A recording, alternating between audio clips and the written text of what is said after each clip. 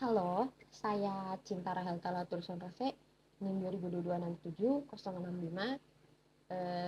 dari Prodi Akuntansi, Fakultas Ekonomi dan Bisnis. Di sini saya akan eh, membuat video, yaitu video menjelaskan materi tentang meningkatkan proses pengambilan keputusan di bab 12. Di sini saya membuat video untuk tugas UAS, yaitu ulangan akhir semester saya di Universitas Papua ini. Saya akan memulainya sekarang.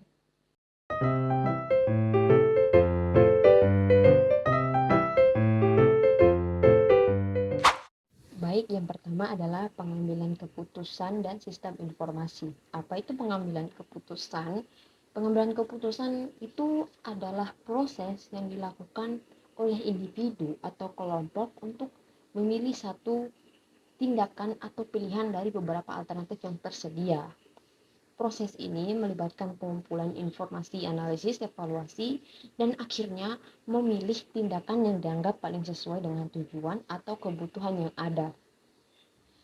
Dan apa itu sistem informasi? Di sisi lain adalah kumpulan prosedur, perangkat lunak data, dan perangkat keras yang dirancang untuk mengumpulkan, menyimpan, memproses, menganalisis, dan menyebarkan informasi berguna bagi organisasi atau entitas lainnya. Sistem informasi ini tidak hanya mencakup teknologi, tetapi juga mencakup orang-orang, prosedur, dan struktur organisasi yang mendukung pengelolaan informasi. Terus ada juga nilai bisnis yang meningkatkan pengambilan keputusan. Apakah yang dimaksud oleh bisnis dengan mengambil keputusan yang lebih baik? Apakah nilai manometer yang meningkatkan pengambilan keputusan? Nah, ada tabel 12.1 berusaha untuk mengukur nilai moneter di tabel 12.1, yaitu ini berusaha untuk mengukur nilai moneter untuk meningkatkan pengambilan keputusan bagi suatu perusahaan manufaktur skala kecil di AS dengan pendapatan tahunan sebesar $240 dan memiliki 140 karyawan. Perusahaan telah mengidentifikasikan sejumlah keputusan yang penting di mana investasi atau sistem yang baru akan meningkatkan kualitas dari pengembalian keputusan. Nah, ini dia tabel berikut yang menyediakan estimasi nilai tahunan yang dipilih dalam bentuk penghematan biaya atau pendapatan yang meningkatkan pengambilan keputusan dalam area bisnis dipilih. Kita dapat melihat ini dari tabel 12.1 bahwa keputusan diambil pada semua level dalam perusahaan dan bahwa beberapa dari keputusan-keputusan tersebut sifatnya umum, rutin, dan sangat banyak jumlahnya. Meskipun nilai dari meningkatkan keputusan tunggal kecil, tetapi bila meningkatkan ratusan ribuan keputusan yang kecil akan bertambah menjadi suatu nilai tahunan yang besar bagi bisnis. Nah, dan ada tipe keputusan. Nah, tiap-tiap level tersebut memiliki kebutuhan informasi yang berbeda-beda untuk mendukung keputusan dan bertanggung jawab atas tipe keputusan yang berbeda-beda.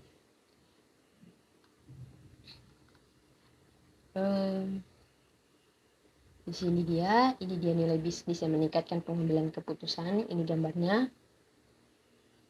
Dan dan ada beberapa tipe keputusan di sini, yaitu keputusan tidak terstruktur, keputusan terstruktur. Ada juga keputusan semi terstruktur. Nah, dan ini dia kebutuhan informasi bagi kelompok pengambilan keputusan yang utama di dalam perusahaan. Ini gambarnya ada dia bentuk bersegitiga. Di sini ada tidak struktur, ada semi struktur, terstruktur, dan di dalam segitiga ini ada manajemen senior, manajemen menengah, manajemen operasional karyawan individual dari tim. Di sini ada juga contohnya memutuskan untuk masuk atau keluar dari pasar, menyetujui anggaran modal, memutuskan tujuan-tujuan dalam jangka panjang, merancang suatu rencana pemanasan, mengembangkan suatu anggaran departemental, merancang, dan ini dia banyak sekali. Dan di sini terstruktur dari sumber-sumber eksternal mengenai kondisi perekonomian setempat atau kecenderungan penjualan. Ada lagi di sini. Dan keberapa ini proses pengambilan keputusan. Nah, mengambil suatu keputusan merupakan suatu proses yang melibatkan banyak langkah. Nah, Simon 1960 menggambarkan 4 langkah berbeda dengan mengambil keputusan kecerdasan rancangan, pilihan, dan implementasi. Nah, intelligence terdiri atas menemukan, mengidentifikasikan, dan memahami masalah yang terjadi pada organisasi. Ini dia gambar tahapan mengambil keputusan. Ada penemuan masalah, apakah masalahnya, dan penemuan solusi, apa saja solusi yang mungkin, dan ini pemilihan solusi mana yang terbaik. Pengujian solusi, apakah solusi tersebut bekerja, apakah kita membuatnya bekerja lebih baik. Nah, ada ini dia dari 4, ada 4 ini: kecerdasan, rancangan, pilihan, dan implementasi. Nah, rancangan itu melibatkan identifikasi dan pencarian berbagai solusi masalah. Pilihan atau choice adalah tentang memilih alternatif solusi yang ada. Implementasi adalah tentang membuat alternatif yang dipilih dapat bekerja dan tetap mengawasi seberapa baik kerja solusi tersebut. Nah, manajer dan pengambilan keputusan dalam dunia nyata. Premis dari buku ini dan bab ini adalah mengenal sistem untuk mendukung pengambilan keputusan agar menghasilkan pengambilan keputusan yang lebih baik yang dilakukan oleh manajer dan karyawan agar memperoleh tingkat pengembalian atas investasi di atas rata-rata bagi perusahaan dan pada akhirnya menghasilkan tingkat profitabilitas yang lebih tinggi. Apa saya peran manajer? Apa itu peran manajerial? Para manajer memainkan peran penting dalam organisasi. Tanggung jawab mereka adalah mengambil keputusan, membuat laporan, menghadiri rapat, hingga merencanakan pesta ulang tahun. Kita dapat memahami fungsi manajer dan perannya dengan lebih baik dan cara mengkaji perilaku manajer klasik dan komputer. Nah, ada di sini ada beberapa, yaitu ada peran antar pribadi, ada peran informasi, peran pengambil keputusan, dan itu saja. Dan berikutnya yaitu pengambilan keputusan dalam dunia nyata. Di sini ada beberapa, yaitu kualitas informasi, penyaring manajemen, dan politik dan inersia organisasial. Itu dia 3 itu. Dan ini gambarnya, ada gambar dimensi kualitas informasi. Silakan dilihat. Nah, terus pengambilan keputusan otomatis yang berkecepatan tinggi itu seperti apa? Saat ini banyak keputusan yang diambil oleh organisasi tidak dibuat oleh para manajer atau beberapa manusia. Sebagai contoh, ketika Anda memasukkan suatu query ke dalam mesin pencari Google telah memutuskan URI yang manakah yang menampilkan dalam waktu rata-rata sekitar setengah detik, 500 detik. Nah, kelas-kelas dalam keputusan sangat terstruktur dan otomatis, mengalami pertumbuhan yang sangat cepat. Apakah membuat jenis dari komputer otomatis berkecepatan tinggi dimungkinkan adalah algoritma komputer yang secara tepat mengidentifikasi langkah-langkah yang harus diikuti untuk menghasilkan suatu keputusan database yang sangat besar, prosesor yang berkecepatan sangat tinggi, dan perangkat lunak yang dioptimalkan atas tugas. Di sini apakah yang dimaksud dengan intelijen bisnis? Nah, apa itu intelijen bisnis? Jawabannya itu terlihat diskualifikasikan sebagai benar. Semua organisasi tersebut, perusahaan-perusahaan bisnis memang mengambil informasi dari lingkungan mereka, berupaya untuk memahami arti informasi dan kemudian berusaha untuk mengambil tindakan terhadap informasi.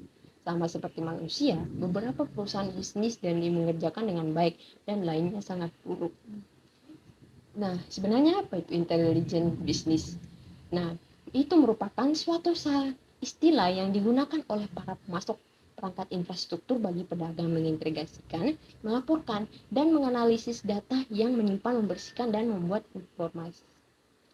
Menganalisis data yang berasal dari lingkungan bisnis. Maaf, data yang berasal dari lingkungan bisnis termasuk data yang besar. Itu dia. Nah, pemasok intelijen bisnis. Pentingnya untuk mengingat bahwa intelijen bisnis dan analisis bisnis didefinisikan produk oleh para pemasok teknologi dan perusahaan konsultasi. Mereka terdiri atas perangkat keras dan perangkat lunak yang terjual dengan baik, terutama oleh pemasok sistem yang besar dan kepada perusahaan Fortune 500 sangat besar. Dan lingkungan intelijen bisnis. Nah, ada beberapa di sini, yaitu data dari lingkungan bisnis, infrastruktur intelijen bisnis, seperangkat dan bantu analitis bisnis, metode dan penggunaan manajerial, dan platform pengiriman, SIM, DSS, DSS. Itu dia. Dan ini gambar 12.3 para pemimpin pasar dan bagian paham saham dari para pemasok intelijen bisnis. Dilihat di sini. Nah, analitis membantu tidak perlu ya. Intelijen bisnis dan kapabilitas analitis. Intelijen dan analitis bisnis menjanjikan untuk mengirimkan informasi dengan tempat hampir mendekati real time kepada para pengambil keputusan, dan alat bantu analitis membantu mereka dengan cepat memahami informasi dan mengambil tindakan terhadap 6 tindakan gitu. Maafkan saya. Nah, ini terdapat 6 fungsionalitas analitis yang sistem BI kirimkan untuk mencapai hasil tersebut. Ada di sini gambarnya. Dan di sini ada beberapa dari aplikasi sistem utama pada digital, yaitu ada laporan produksi, laporan yang memiliki parameter, dashboard, ad hoc query, penelusuran, peramaian skenario, dan model. Itu dia. Dan laporan produksi, output yang paling banyak digunakan dari alat bantu BI adalah laporan produksi yang telah dikemasi itu. Analisis prediksi, kemampuan terpenting dari analisis intelijen bisnis adalah kemampuan untuk membuat model atau peristiwa dan prediksi pada masa mendatang, seperti misalnya probabilitas seorang pelanggan akan memberikan tanggapan atas penawaran untuk membeli suatu produk. Ini dia gambar penggunaan intelijen bisnis. Ini dia ada beberapa pengembangan TI, perempuan super. Di sini ada visualisasi, analisis visualisasi dasar, dan sistem informasi geografis. Ini gambarnya bisa dilihat di sini, habitat penting terus dilihat. Nah, itu dia. Dukungan keputusan bagi manajemen senior, balance scorecard, dan metode manajemen kinerja perusahaan. Tujuan dari sistem pendukung eksekutif atau Executive Support System (ESS) yang diperkenalkan dalam bab 2 adalah untuk membantu para manajer eksekutif lokasi menitik beratkan pada informasi atas kinerja yang benar-benar penting yang mempengaruhi keseluruhan profitabilitas dan keberhasilan suatu perusahaan. Ini dia gambar kerangka balance scorecard. Ini dia ada keuangan, konsumen, proses bisnis, pembelajaran, dan pertumbuhan. Nah, itu ada 4 dari strategi perusahaan dan tujuan. Oke, sistem pendukung keputusan kelompok atau GDSS. DSS yang baru saja kita bahas secara khusus ya, menumpukan pada pengambilan keputusan individual. Namun, begitu banyak pekerjaan yang diselesaikan dalam kelompok di dalam perusahaan, di mana suatu sistem kategori yang khusus dinamakan sistem pendukung keputusan kelompok sistem grup support system GDSS telah dikembangkan untuk mendukung kelompok dan pengambilan keputusan organisasional. Oke, itu saja yang bisa saya jelaskan. Kalau ada salah kata, saya mohon maaf. Dan saya hanya bisa menjelaskan sampai sini. Dan terima kasih.